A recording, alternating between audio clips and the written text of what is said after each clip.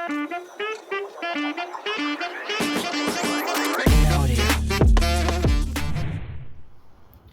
guys, let's solve 242 valid anagram.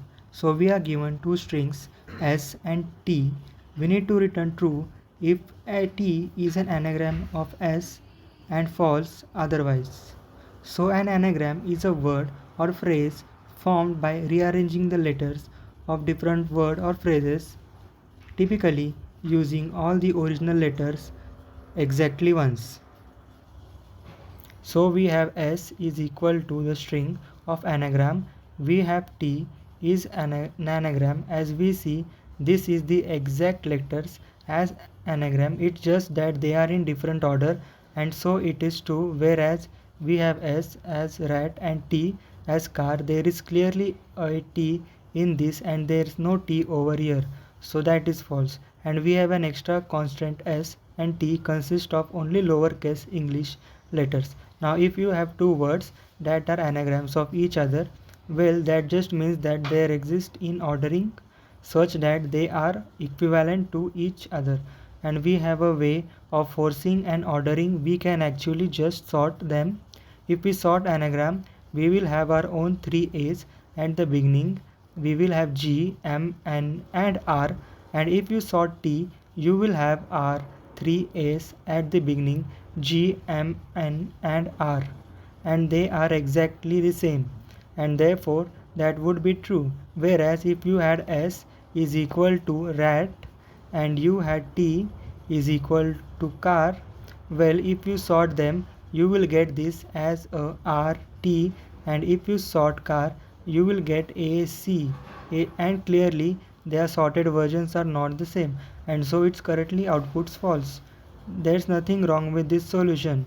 If you sort both S and T, that will take, well, big O of n log n time complexity, where n is the length of S string or n is the length of the T string, and that is just a little bit slow. Now instead of sorting the two strings, you could instead get their frequency counts. So if we got their frequency count is a dictionary F, well, that's going to be, well, we did have A as three of those. There's going to be one G, one M, one and that's going to be the frequency count of S. And if you also got the frequency count of T, well, we will call that G, and we know that G is going to be exactly the same as F. It will have the same keys and the same values, and therefore if you check if F is equal to G, well, then you are good to go. Now checking if F equals G is very simple in Python, but it's a little weird behind the hood of how it's actually comparing the two dictionaries. Basically what it would do is go through all of the keys in F.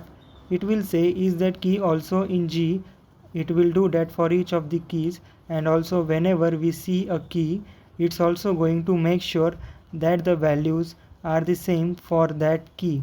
So we need to go over all the keys value pairs in F, and they would also need to go over all the key value pairs in G, because there might be a key in G that wasn't in F.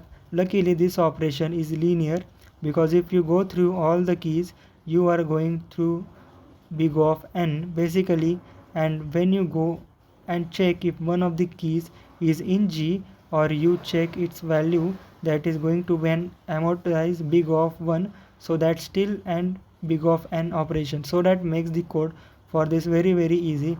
And to make it super simple, I am also going to do from collections. I will import counter, which gets you a frequency counter as a dictionary.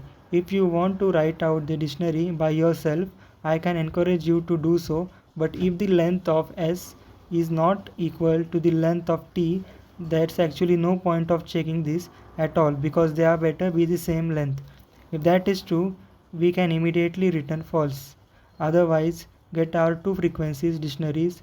We will get sdict, which is a frequency count, so we will just make it a counter given the string s.